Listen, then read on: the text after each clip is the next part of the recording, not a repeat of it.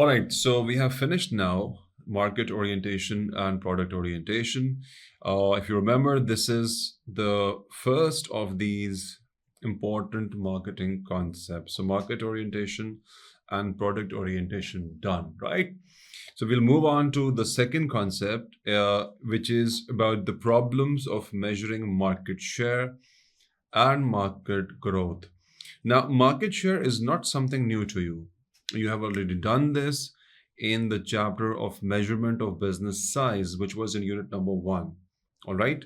So let's go to it directly and explore what this is. And then we'll explore the third concept and the fourth and the fifth one, right? Great. So let's move forward. This is that second concept, but the title of problems of measuring market share and market growth. Let me quickly jot down the formula here of market share. Okay. Market share. And by the way, don't ever confuse market share with the shares of a public limited company in the shares market. These are very similar sounding words. I mean, they're exactly the same, but they're totally different, okay? Market share is simply the sales of your business, okay, divided by the total sales of all the businesses in that industry, okay? So we call it total industry sales and multiply this by 100. Now, this denominator here, this total industry sales, is also known by the name or the term market size. All right. This is also sometimes called market size. All right.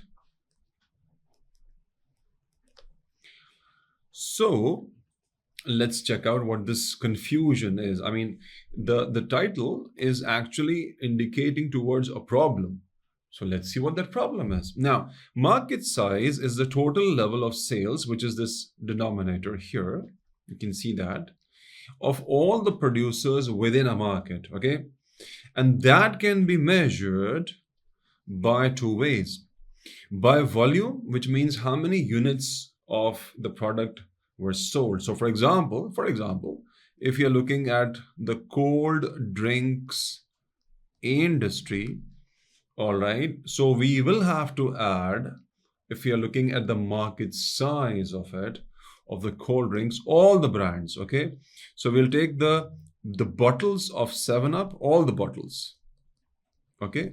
Obviously, it is for a specific time period. So maybe you're looking at the monthly sale or the yearly sale or whatever, right? So 7-Up, and you got Pepsi, bottles, it says units. Units means the number of products, okay? Pepsi and Coca-Cola, and you know what I'm trying to say. All of them, add them together, and you'll get, let's suppose, a figure, 5 million bottles. All brands, all the industry, all the soft drinks. That's market size, okay? However, this same market size can be measured by revenue as well. So if suppose on an average, one bottle is, if you take into Pakistani, so suppose rupees 30, okay, so this will become rupees 150 million. So we can talk about for a particular year that, hey, that year, let's suppose it was the last year, 2022, we sold 5 million bottles all over the country in 1 year, and the worth of them was rupees 150 million. Now, both figures are correct, but in one of the figures, we're talking about the number of units sold, and in the other, we are talking about the revenue generated or the income generated by all that sales. All right. So up till now, we are pretty clear that both ways, the one by quantity and the one by value, both are okay to describe any market, okay? Now, this can be used for anything. Bags of cement sold, bags of chocolates or boxes of chocolates sold, pairs of shoes sold, number of computers sold, anything. Okay. So the concept here is that this market size, which we're talking about, like 5 million bottles, all right, 5 million bottles, or rupees 150 million. Okay, M stands for million. This market size can grow. Ideally, it should grow. If there is growth in market size, it's considered an encouraging thing for all businesses, because if the consumers are increasing or there's more purchasing going on, then that's good news. Okay, because companies can produce more, make more profits, and generally it's good for everyone. All right. Uh, it is the percentage increase or the decrease in the total size of the market. So what's the problem, right? So we are just concerned here that the syllabus says that there is some problem here in the measurement of this. I'll just give you a hint. Because it can be measured either by volume or by revenue, sometimes it's going to give a strange, confusing figure. Okay. We can, for example, take other examples which are similar. If, for example, I'm describing, let's suppose your physical growth. Okay, so you're a kid. Okay, you're a teenager. I can describe your growth in two ways. Okay, suppose I say that in 1 year you're wearing the t-shirt, suppose size, let's suppose it's some size. Okay, so we say you're wearing a size 15 shirt, and in 1 year your size changed to 17. Okay, so this is one way explaining your growth.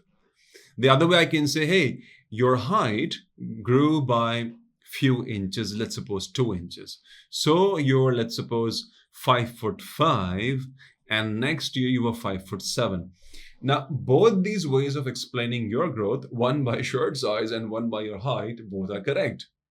But which one should be the one chosen to give an accurate picture?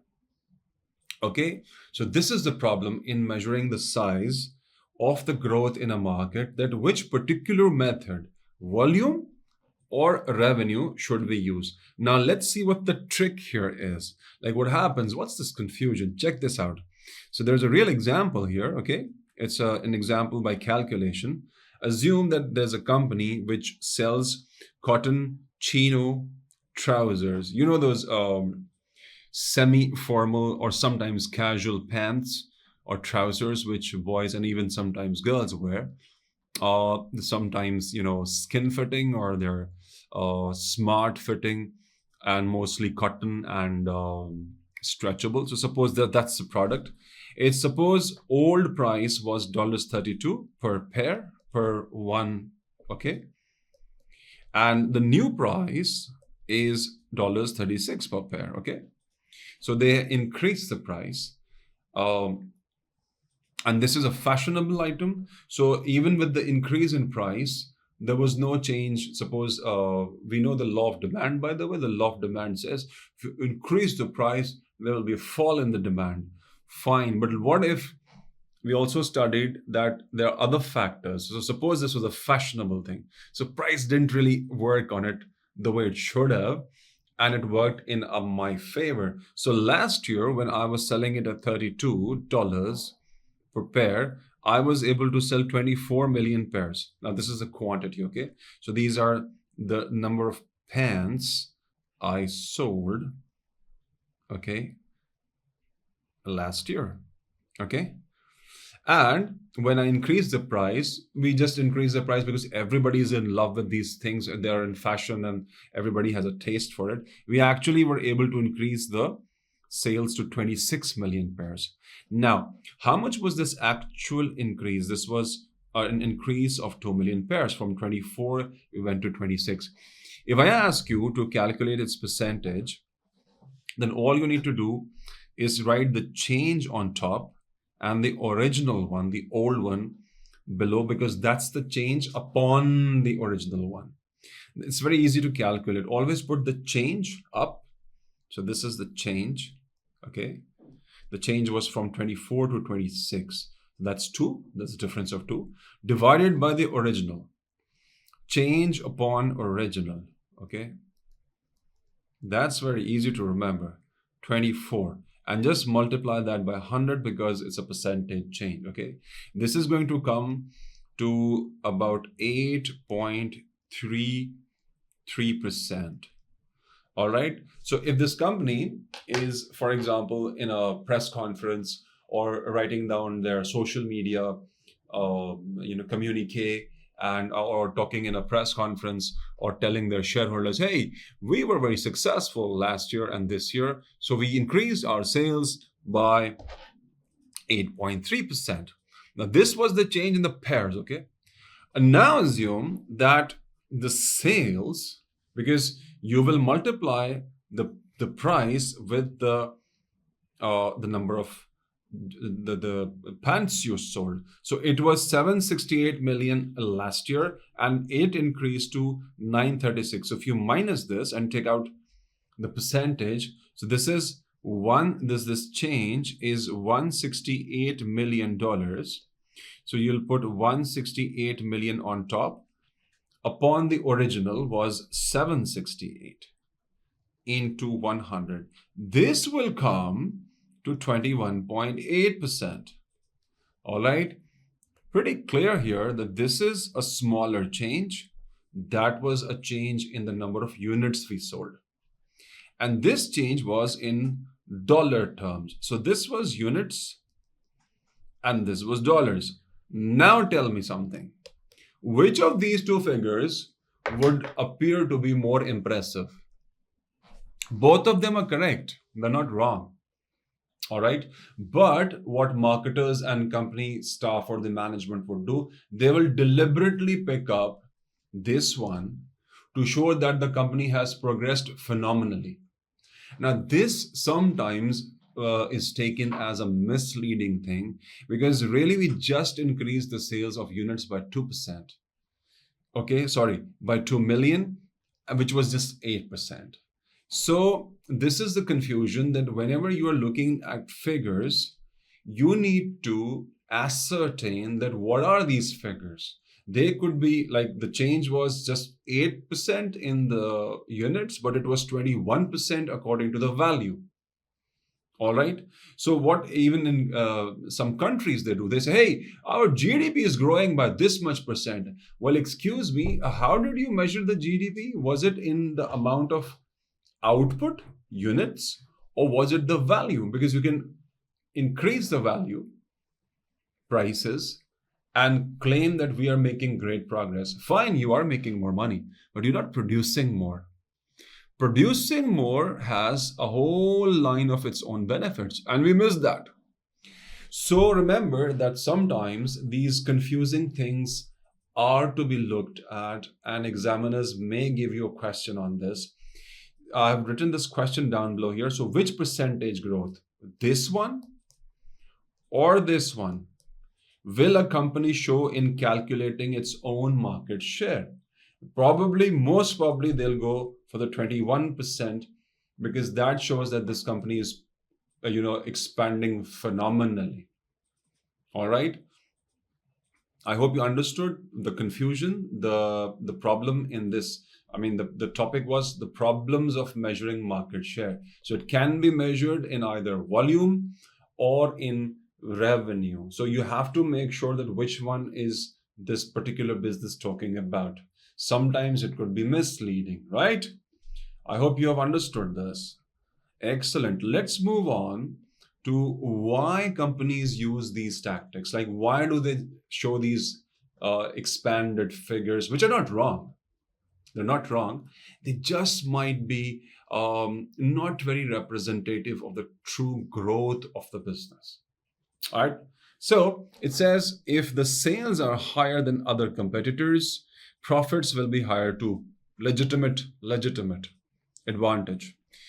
Number two, so it's a more profitable firm. Okay. I mean, who would not want to have more market share? Doesn't matter if it is by volume or by quantity. Both are fine. But just having more market share, beating your rivals, that's the way to go. Retailers will be keen to stock and display such products. Why? Because once you're a big company, and your presence has to be felt at every retail place, every superstore, everywhere. What if you are a big popular company and your products are not there on a store? Well, consumers will notice that, and they will have a hard they will give a hard time rather to the retailers, that why haven't you kept this very famous thing? Everybody wants that, all right? So this is a huge problem today. How? Because you see, the thing is that brands which are struggling, they don't find it very easy to get themselves on the shelves of retail companies like, superstores. But if you're a big brand or a big manufacturer, then automatically you're approached by all retailers. Retailers means the shops, right? Or the superstores like Walmart or Tesco internationally. And in Pakistan, for example, you got a huge, very famous chain of Imtiaz stores, excellent performance by them. So this is why this is a problem. All right, that if you don't have high market share, then nobody kind of listens to you and would like to stock your product into their retail stores. If you have a high market share, you don't have to bend your knees down and sit on the ground and ask that please, buy my products at the regular price. You're not going to give any discounts. So you're not going to give discounts. Okay. So discounts are resisted. And isn't that good for you? For example, if your product is a box of chocolates, so for suppose rupees 700, and you want to be this chocolate of yours to be displayed or kept and sold at a retailer, you don't own the retail network, right? You're a producer. Now, if you're not a strong brand, they will say, "Oh, we want a discount. We're not paying you 700. We'll pay you 600 for the box." But if you are a strong brand, then this negotiation won't take place. That is what this point is. All right.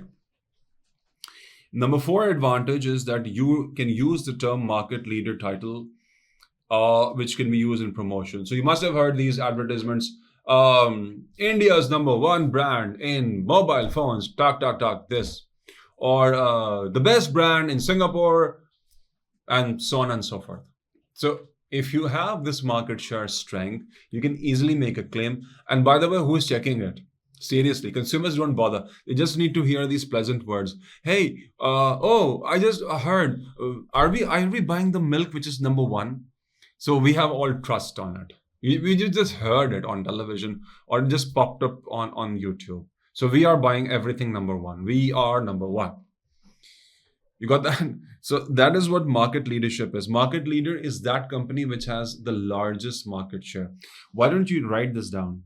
Market leader is the business. I'm writing this because this definition might be asked for a small two marker. Is a business with the highest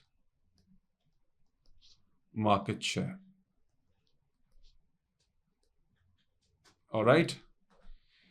Understood now. So you can expect a question like they just asked, briefly explain any two benefits of having high market share, right? So these are not very difficult to understand. I hope you have understood. I hope you've understood these calculations as well. Go through them again. Listen to the lecture. If there is any issue, a quick word. This is a correct calculation. This is a correct calculation, but this shows a brighter picture, right? And this does not show a brighter picture. Okay, that shows a slightly, below average growth or something like. So they won't use this in their calculations or in their promotions rather. All right, moving on to the next concept, market segmentation. Very much popular. Trust me. I mean, you just look around yourself and you will, once you've read this and studied this, a new window in your brain will open and you will start observing and enjoying things. What is it? The definition. It's the identifying of the different segments. And what is a segment? It's a subgroup of a whole market. I'll show you some examples in which consumers have similar characteristics. Very simple, okay? Uh, Cold drinks, and then you got a diet version of them. So whenever we're talking about versions of a product, which the original product is kind of similar to, but has variations in that or varieties in that, that's what we mean by segments. So let's finish the definition. Identifying different segments within a market, within a group of consumers. When you say market, it means a group of consumers. It could be a city, it could be the whole world, or it could be maybe a neighborhood, okay? And targeting different products or services to them according to their demands. So cold drinks are regular, they have sugar, and the diet one have that other thing in them, which, by the way, recently was discovered is not good for health. The sweetener they're using is not sugar, but it's non-nutritional, as they say, but it's dangerous for health. But obviously, for a longer period of time, people who were watching the sugar intake they do were taking these diet drinks, or for that matter, there are other, sugar less versions of desserts and even bread and so on and so forth. So this is easy to understand that segments are there. One person is eating the bread, the other person is eating the bread, but this is the sugar-free version. All right, so this is a segment. So remember this definition. Remember this definition as well. They can ask these. Make sure you know the difference. The segment is the bunch of consumers.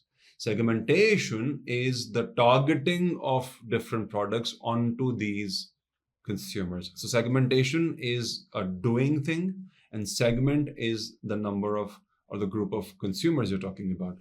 So what is that? It's a subgroup of the whole market. So this is a whole market, and there's a subgroup of, let's say, the sugar-free or the brown bread, as we call it, in which consumers have similar characteristics. Similar means that somebody is a Weight Watcher, somebody is trying to avoid diabetes, so they have similar characteristics, health, and therefore they're going to settle for the sugar-free or the brown version of the bread. Okay. We have examples here.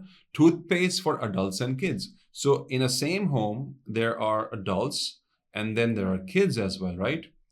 So for very smaller kids, there are different types of toothpaste. Okay, there are the small ones in nicer flavors, not very minty, not very strong, and maybe the dad is using some kind of sensitive toothpaste, or a smoker's toothpaste, or what. So basically, the toothpaste is the same thing.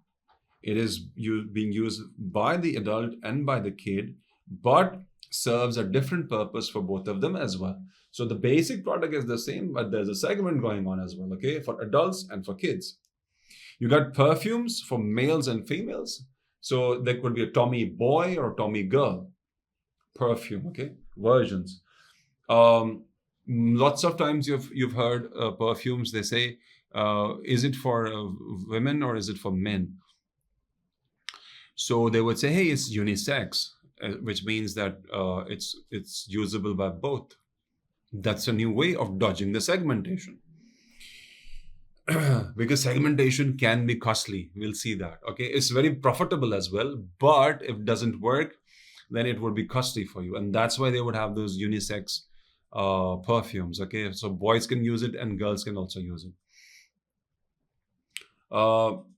You got ketchup for homes, which come in different kinds of packaging. So they'll be in bottles or maybe plastic pouches with a screw top cap, and you just squeeze it and it comes out. But then for restaurants, which are industrial markets, we'll see what that is. Ketchups are made in different versions, I would say. For example, you have seen the sachets, okay? So you buy fast food, or buy a burger or something, and with it, they give you a small packet, it was called sachet. with a small quantity of, let's suppose, one spoonful of ketchup. So that packaging is meant not for home markets, but for industrial markets, which means other businesses. Okay. Also, in big restaurants, there used to be time when you had those dispensers, like the pumps over there. So you just put your little container or your plate underneath, and you just pump, and there's free uh, ketchup coming in. Or they might give you refills in small bowls or those small containers. So in restaurants, mostly these ketchups or sauces, they come in big containers, and they're not even like branded. So there's a sticker on them, nothing. They buy them directly. So what are we seeing? Ketchup for home, ketchup for restaurant. Well, basically they are the same, but the way they're packaged, the way they are priced, the way they are stored, that's different. So once we say, hey, there's a difference here, so you have a segment going on, right? You got computer hardware for homes and offices. So the home version is different, and the office version of, let's suppose, a machine or the networking cables or devices or even the software, they're different. Okay. You got shoes for sports and for formal wearing.